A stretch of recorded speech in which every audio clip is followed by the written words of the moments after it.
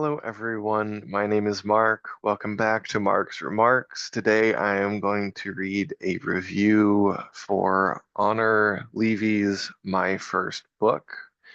Um, I hope you guys enjoy. I don't remember where I found this, but maybe I explain it in the review. I don't remember. We're going to explore this together.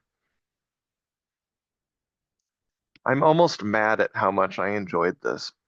I went into it totally ironically, fully expecting to hate it. The first page alone is one of the worst things ever printed on a page. The genius, yes, I'm using that word too loosely, of Levy's writing was that the first few pages were the literary equivalent of being so annoying that all the boring people would leave the room. I think it's totally wrong to take the intro at face value. It's so on the nose, it can't possibly be straight faced. It's Levy's version of a weed out class, since if you're taking life too seriously to roll your eyes and smile at the intro, then you won't enjoy any of the rest of it. This isn't to say it's smooth sailing from there. There's certainly a huge dollop of self-serving, navel-gazing, non-relatable elite college bullshit, but it's also cut through with a stratum of sincerity and genuine care. Like it or not, those of us on the edge of the millennial slash Gen Z divide are the ones making moves, rising to fame, taking names. We are young enough to still sail by on our good looks, but we're too old and wise enough not to get hung up about the stuff that Gen Z kids are stuck worrying about. They're too enmeshed in the prophylicity craze to even notice how it's affecting them. Take it for granted that there's no such thing as a stable self, and they're nihilistically embracing the void. Gen Z is. For those of us on the edge of two generations, we feel uniquely left out. The first chapter continues past the deluge of dated bullshit into something genuinely moving. I was surprised I felt a pang of emotional resonance with these two strange, chronically online stereotypes. I've been in long distance relationships. I've sent things I shouldn't have. This is something that older millennials can't really relate to. Those distanced pains can cause a strange dissociative fugue, one steamrolled by the parallel dissociation of doom scrolling cope. Often, Levy tries too hard. This is understandable.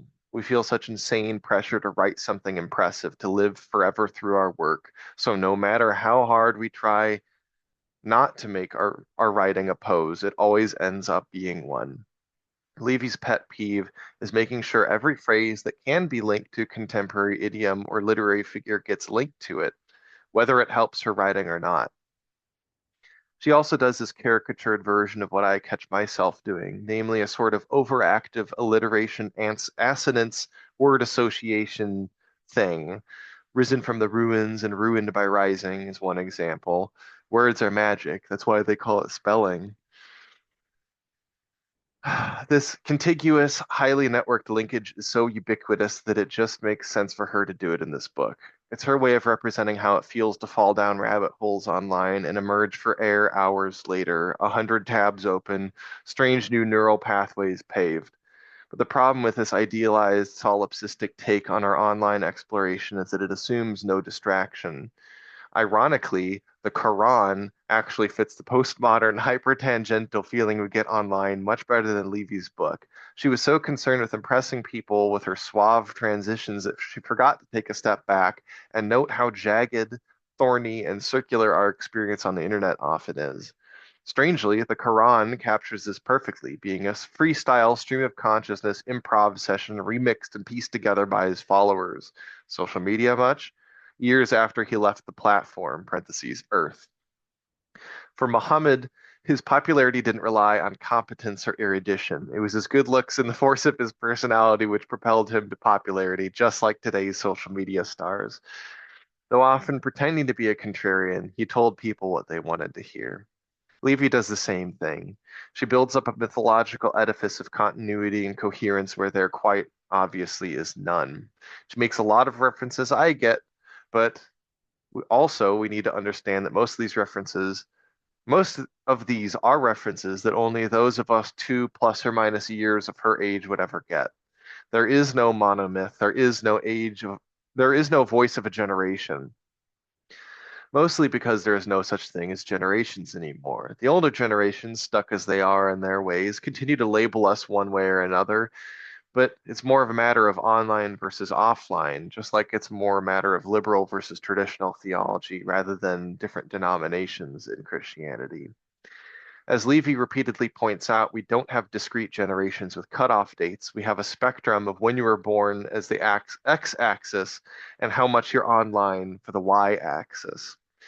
Your distance from others on that graph tells you roughly how well you'll be able to communicate with each other. I found Levy's politics refreshing, not because she agreed with me, nor because she said anything fresh or new. Neither of those were true. Instead, I liked how she was unabashedly herself, not being cowed into one party or position. If there's to be any hope for my age group and younger, it's that we see more holistic pictures of the world online rather than people who consume only traditional media. Being online from an early age, which I wasn't, but I've managed to mostly catch up, removes the naive veil of blind trust which boomers like my parents have. We are depressed not just because the world is going to shit, but because we simply don't buy into the convenient escape hatches our parents used. Being forced to build yourself from the ground up is an incredibly exhausting thing, something which the boomers pretended to do in the 60s and 70s, but they never really did. They still had a monomyth, or in the case of my dad, the ability to rebel against the rebellion, a la Richard Nixon. I have criticized Levy a lot in this review, so you might be wondering why the rating is so high, 4 stars. I couldn't give this more than maybe a couple stars if I read the visual version, physical or digital. Instead, I genuinely believe the only way this can survive is via the audiobook. It's just like how when you see meme lingo in a video or a quickly digested meme, it doesn't strike you as trite. But when you see it printed on the page, it suddenly is deadened. The first thing I read from this book was a screenshot of the first page, and it made me gag. It reminds me of a scholarly book about trolling, which I read late this past year for a formal academic review.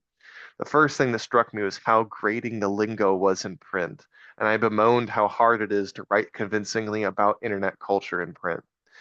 But maybe the more accurate thing to say would be that oral delivery covers a multitude of sins.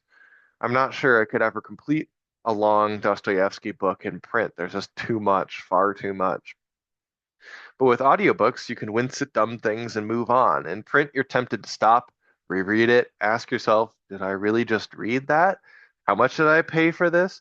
Can I still get a refund? Will they believe me if I tear up the box and return it? All of this being said, Levy was both great and awful at reading her own book. She pronounced everything flawlessly, unlike me, but she got excited and read way too fast. She was bursting at the seams to tell us all about her new book, her new pose, her new collection of pre-published essays. We're all so eager to share, to make a dent, not realizing we risk making a crater of the whole thing. I'm not sure Levy says anything new, nor am I sure that that's what she sent out to do. I think that it's enough that she set out to help those of us roughly her age feel less alone, less insane in this hyperactive disorder world. I understand the urge to belong, to have an identity with a name, and know that out there are others like you. We all want to belong. We all want to be special. That last part was a quote. I spent the majority of this audiobook in my local cemetery, picking up fallen branches after a storm that recently went through my small town. Apparently, no one visiting had bothered to pick up those branches, probably thinking, that's someone else's job. This is the problem. Despite all our talk of community, no one acts like it. We are so chronically online that even offline, we act online, staying in our lane, afraid of swerving outside the lines. I listened to Levy ramble about good boys and etymology and cancellation, and I was blown away by how much I enjoyed the entire experience. It's been so long since I've been pleasantly surprised. I'm so used to being let down by various things. Girls I'm interested in, family members, heads of state, students I teach. It was nice to have a break from all of that. A little corner of an audiobook where I could put my arms around my legs, put my head on my knees, and let the gamer girl and let the gamer girl shower water baptize me. I hope you guys know when I'm reading these reviews, I haven't, sometimes I wrote them years ago. This one was only a few months ago at this point. So I'm as much surprised by them as you are. That's probably a bad tactic because I probably stumble over things a lot more than I should, but who cares?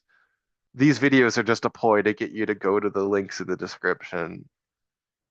Everything's just a ploy. Everything's just a mask. It's fine though. Go read Honor Levy's book, but listen to the audiobook. Don't buy the physical book. Sucks. Okay. On that note, thanks for watching. Please do not like, please do not subscribe. Do not see me in the next video.